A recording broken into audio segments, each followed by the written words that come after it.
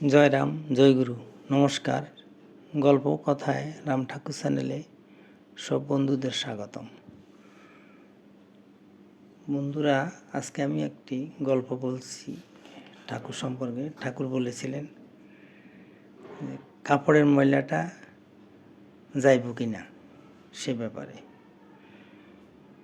গল্পটা ছিল এরকম: অখণ্ড ভারতে ত্রিপুরা জেলার ষোলদানা গ্রামে শ্রীযুক্ত যজ্ঞেশ্বর কর্মকার মহাশয় থাকতেন। অধুনা বাংলাদেশের চাঁদপুর থেকে ষোলদানা গ্রামের দূরত্ব ছিল প্রায় 13-14 মাইল। একদিন শ্রীযুক্ত যজ্ঞেশ্বর মহাশয়ের খুব জ্বর হয়েছিল। সেই রাতে তিনি স্বপ্নে দেখলেন কে যেন এসে বলছেন যে ঠাকুর চাঁদপুর এসেছেন, আপনি যাবেন নাকি? যজ্ঞেশ্বরবাবু তন্দ্রার মধ্যেই উত্তর দিলেন, আমি যাব। তখন তিনি পায়ে হেঁটে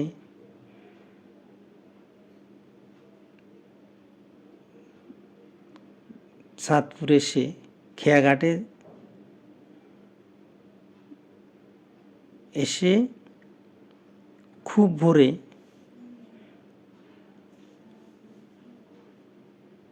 শ্রীযুক্ত ধীরেন সোমের বাড়িতে চলে এলেন। শ্রীযুক্ত ধীরেন সোম তখন সবেমাত্র ঘুম থেকে উঠেছেন। তিনি সূর্য প্রণাম করছিলেন। হঠাৎ যজ্ঞেশ্বরবাবুকে দেখে তিনি অবাক হলেন। অতঃপর যজ্ঞেশ্বরবাবুর শরীরের অবস্থা লক্ষ্য করে বললেন, এত শরীর খারাপ নিয়ে কেন এলি? যজ্ঞেশ্বরবাবু বললেন, আমি ঠাকুরের কাছে এসেছি। ধীরেনবাবু বললেন, তোকে কে বলেছে? যজ্ঞেশ্বরবাবু বললেন, কে জানি আমাকে স্বপ্নের মধ্যে বললেন যে ঠাকুর এসেছেন। তখন ধীরেনবাবু বললেন, ঠাকুর আসেন নাই? যাই হোক, 2-1 দিন থেকে তারপর তুই বাড়ি চলে যাবি। ঠাকুর এলে তোকে আমি খবর দেব।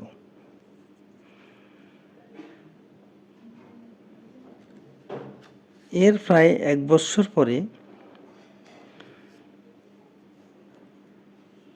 যজ্ঞেশ্বরবাবু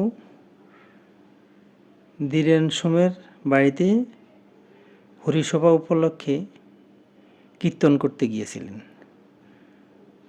রাত প্রায় 12টা কিংবা 12:30 হবে। তিনি ষোলদানা গ্রামের বাড়িতে চলে আসেন। তখন সেদিন রাত 3টার সময় ঘরের বাইরে থেকে কে যেন যজ্ঞেশ্বরবাবুকে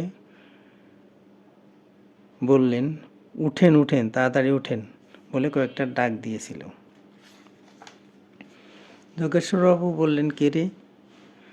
বাইরে থেকে বলল, আমি। আপনি বাইর হন, বাইর হইয়া দেখেন। তখন যজ্ঞেশ্বরবাবু অনেক রাগারাগি করলেন এত রাতে ওনার ঘুম ভাঙানোর জন্য। তখন তিনি ঘরের দরজা খুলে দেখলেন একটি ছেলে। তো ছেলেকে দেখে উনি বললেন, কী রে? ছেলে বলল, আপনাকে ঠাকুর ডাকেন। যজ্ঞেশ্বরবাবু বললেন, কোন ঠাকুর? ছেলে বলল যে রামবাই। যজ্ঞেশ্বরবাবু বললেন, রামবাই মরতে এসেছে? ছেলে বলল, আয়সা দেখেন না।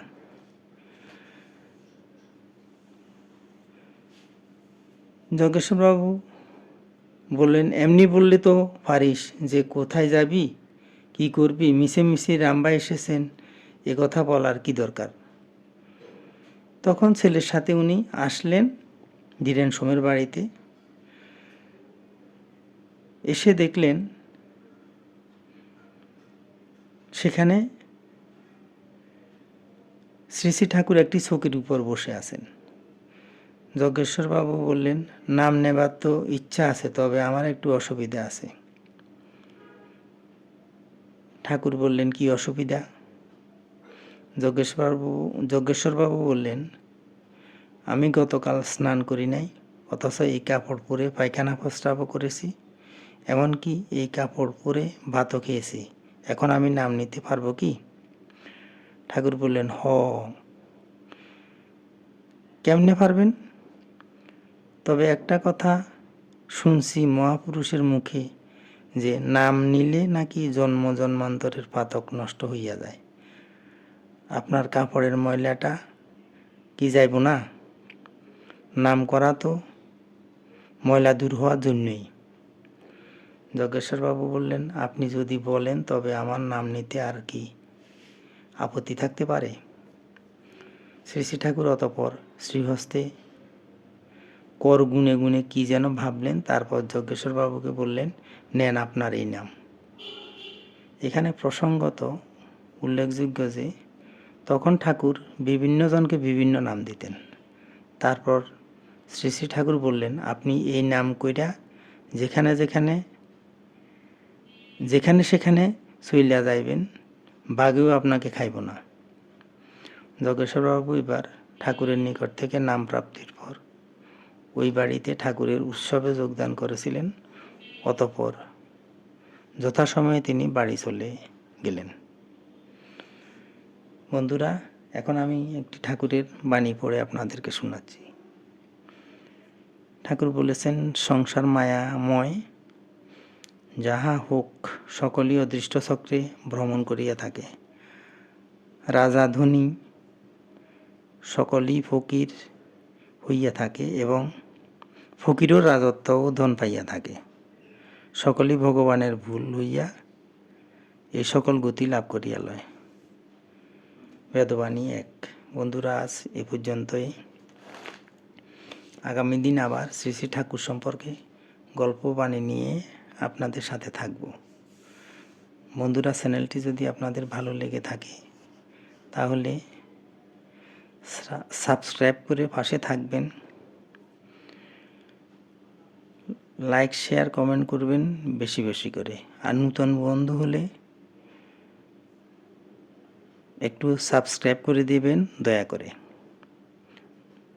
ধন্যবাদ, ভালো থাকবেন।